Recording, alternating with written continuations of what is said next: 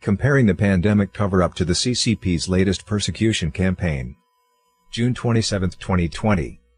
By a fallen DeFa practitioner outside of China.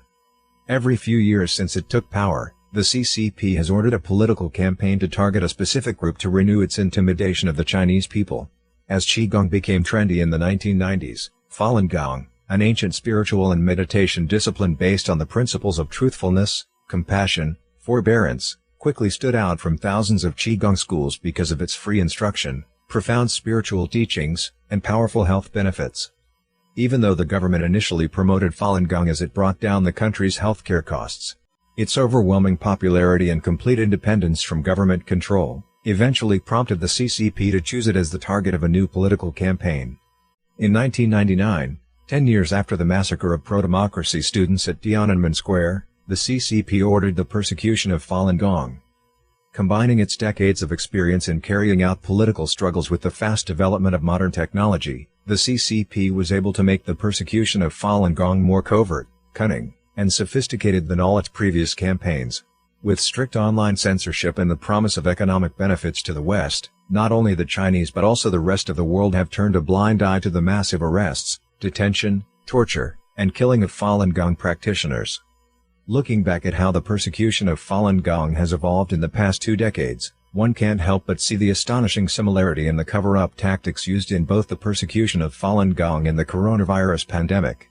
If the rest of the world had been more aggressive in combating all this misrepresentation and cover-up and denial and counterfactual narrative, in dealing with organ transplant abuse, if the global system had insisted on transparency and accountability in dealing with organ transplant abuse, and if China had faced global pressure for transparency and accountability in its health system in dealing with organ transplant abuse, we wouldn't have this coronavirus now, said David Mattis, a Canadian human rights lawyer who has investigated the CCP's state-sanctioned organ harvesting from prisoners of conscience.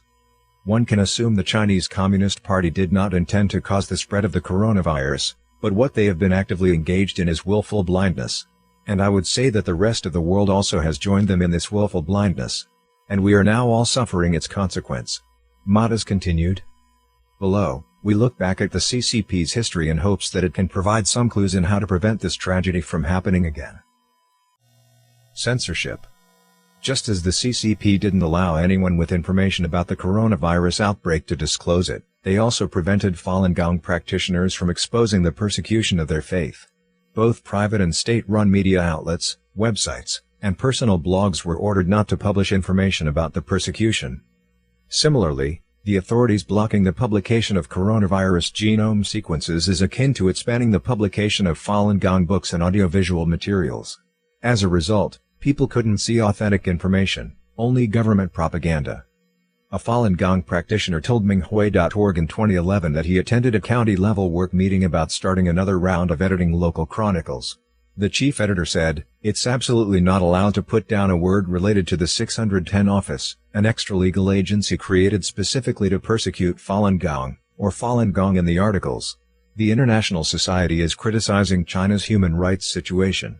The persecution of Falun Gong can appear in the local chronicles. In some areas, the articles were rejected and had to be re-edited just because they put down information related to Falun Gong." According to an employee of Baidu, the largest search engine in China, a significant portion of sensitive words it censored were related to Falun Gong, such as variations of the name, torture methods described by practitioners, Gao Zhisheng, a Chinese lawyer known for defending Falun Gong practitioners, and the book 9 Commentaries on the Communist Party, which sheds light on the CCP's history of deception and killing. After arresting and torturing Falun Gong practitioners, the police often threaten them not to report the incident to Minghui.org, the central news and communications platform for Falun Gong practitioners around the world. Meanwhile, the police also monitor practitioners' cell phones, landlines and emails in attempts to prevent them from raising awareness of the persecution. At the beginning of the pandemic, authorities monitored Dr. Li Wenliang's social media and reprimanded him for spreading rumors about the outbreak. But the censorship didn't stop Falun Gong practitioners from getting the word out.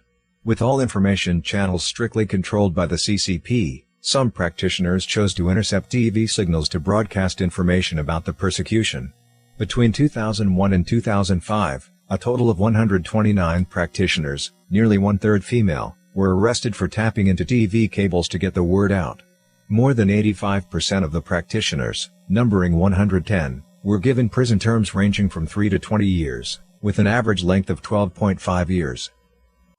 By 2017, 11 of the sentenced practitioners had died from torture-induced injuries or health problems, while 10 other practitioners have also lost their lives over the years. Some of the surviving practitioners are still serving time in prison, while others, though released, struggle to deal with the long-term injuries they sustain while in detention. Other practitioners have been sentenced and tortured simply for talking to people about Falun Gong or distributing literature about the persecution. Ms. Liu Wei, a resident of Zhonghua City, Jilin Province, was arrested on August 17, 2011, for talking to people about Falun Gong. She was sentenced to 4.5 years 20 days later by Jian City Court. In another case, Mr. Wang Baoshan, a practitioner in Tangshan City, Hebei Province, was arrested at work on July 3, 2017, days after a banner reading "The world needs truthfulness, compassion, forbearance" was found in a neighborhood. He was later sentenced to 5.5 years and fined 20,000 yuan. Disinformation.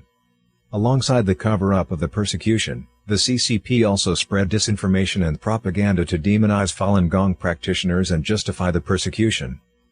By the end of 2000, a year and a half after the CCP launched the suppression of Falun Gong, the campaign had failed to garner support among many of the CCP's rank and file. Then CCP leader Jiang Zemin had toured southern provinces earlier in 2000 to shore up support for the campaign among local leaders. Meanwhile, public support for the campaign had waned. On January 23, 2001, 5 individuals allegedly set themselves on fire at Tiananmen Square in Beijing. The entire scene was caught on camera from multiple angles. Beginning just hours after the event, state-controlled media was flooded with reports that the self-immolators were Falun Gong practitioners. These reports included grisly footage of the victims, portraying Falun Gong teachings as directly responsible for the tragedy.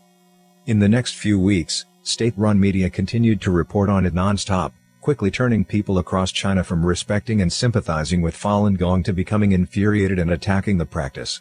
Hate crimes targeting Falun Gong practitioners increased, and the CCP escalated its persecution with increased arrests, torture, killing, and forced organ harvesting. 2 decades later, the self-immolation hoax remains the biggest misconception most Chinese have about Falun Gong. Mislabeling. In the pandemic, coronavirus patients were recategorized as having other diseases in order for the CCP to cover up the severity of the outbreak. In the persecution of Falun Gong, however, such mislabels went both ways. Healthy practitioners were labeled as mentally ill, taken to mental hospitals, and injected with toxic drugs, thus becoming real patients. Meanwhile, others with mental illnesses but who never practiced Falun Gong were labeled as practitioners and said to have become crazy after learning the practice. In another propaganda campaign against Falun Gong, the CCP fabricated 1,400 death cases and claimed that these people died from practicing Falun Gong. A closer look at the cases revealed that some of the victims never existed, some never practiced Falun Gong, and one who was said to have refused medical intervention died in the arms of the physicians who treated her. In one example, Wang Anchao, a worker at the Taishan Machinery Factory in Qingtai City, Shandong Province, killed his parents with a spade when he experienced a relapse of a mental disorder. The Qingtai City People's Court civil case verdict given on November 10, 1999, states, "It is the court's observation that the defendant suffered from a mental disorder before he got married and had tried to hide the fact. After getting married, the defendant had recurrences of mental illness many times and he had problems for a long time trying to cure his mental disorder. The defendant killed his parents with a spade when his mental illness relapsed. The defendant's wife's firm request for a divorce is supported by the court." The CCP blamed Wang's killing spree on his practicing Falun Gong, despite the fact that the court verdict says nothing about him practicing Falun Gong. In addition, he had had a mental disorder since 1988, 4 years before Falun Gong's public introduction in 1992. Concealment. Practitioners' resilience and persistent efforts to counteract the slander have led more people to see through the CCP's lies. This turned into a dilemma for the party. Beginning in 2003, the CCP adopted a strategy called loose outside but tight inside, turning the persecution from a public spectacle into a hidden, underground agenda. CCP insiders called it a war without smoke. After the persecution went underground, the CCP claimed that Falun Gong had been defeated and that it had disappeared from China, trying to direct international attention away from its human rights abuses. This tactic mirrors the CCP's claim of victory in fighting off the virus. Destruction of evidence. In 2006, Annie, the ex-wife of a surgeon, became the first whistleblower to expose the CCP's forcible removal of vital organs from living Falun Gong practitioners for sale to wealthy Chinese and foreigners. This explained why the number of organ transplants skyrocketed in China after the persecution of Falun Gong began, despite the lack of an established organ donation system. Annie, who made her first public statement about the organ harvesting atrocity in March 2006, said that her husband told her that he had personally removed the corneas from approximately 2,000 Falun Gong prisoners in Sujiatun Hospital in Shenyang City within 2 years before October 2003. He said that none of the cornea donors survived after the procedure because most of their vital organs were also removed and their bodies were then burned. In response to that allegations and international investigations about forced organ harvesting, the Heilongjiang Province CCP office issued an announcement on March 25, 2006, ordering all relevant departments to destroy classified documents, much like how the CCP destroyed virus samples in the current pandemic. The announcement mandates, in destroying these documents, one shall make sure there is no way to recover the original documents. Documents on paper shall be burned or shredded and turned into pulp. The paper shredders used should meet the requirements for shredding classified documents. Shredded documents shall be sent to designated places to be destroyed. 2 or more people are required to be present, and no one shall leave the scene before the documents are fully destroyed. In fact, many more orders in the persecution were given verbally, especially those by the extra-legal, Gestapo-like 610 office, and those who received the orders were forbidden to record the instructions. In its attempts to cover up the organ harvesting crime, the CCP established a voluntary deceased donor program in 2010, but received few registrations due to culture barriers discouraging Chinese from donating their organs. According to the China Organ Harvest Research Center, (CORC), official accounts indicate that the percentage of organs sourced from donations jumped from 23% in 2013 to 80% in 2014, with voluntary donations becoming the sole official organ source in 2015. It is not plausible that such a complete transition in this system could have taken place in just 1 or 2 years. A study reported in BMC Medical Ethics concluded that rather than the untarnished voluntary system promised by officials, a voluntary system appears to operate alongside the continued use of non-voluntary donors, most plausibly prisoners, who are misclassified as voluntary. The study also said, the goal of the manufactured data was to create a misleading impression to the international transplantation community about the successes of China's voluntary organ donation reform, and to neutralize the criticism of activists who allege that crimes against humanity have been committed in the acquisition of organs for transplant. Redirecting blame. Oftentimes, when countries like the United States condemn the CCP for its notorious human rights record, the CCP criticizes them for interfering with China's internal affairs. Meanwhile, inside China, the CCP blames overseas Falun Gong practitioners who expose the persecution for colluding with foreign anti-China forces and damaging China's image.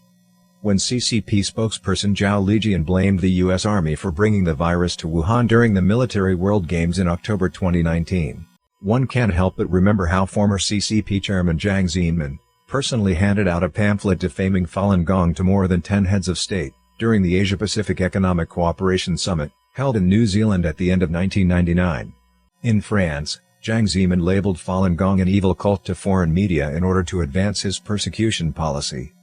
History repeats itself. Whatever the case, the always glorious CCP never admits wrongdoing. Sometimes it plays the victim, and sometimes it plays the savior of the world. But whatever face it puts on each time, its repressive and authoritarian nature will never change.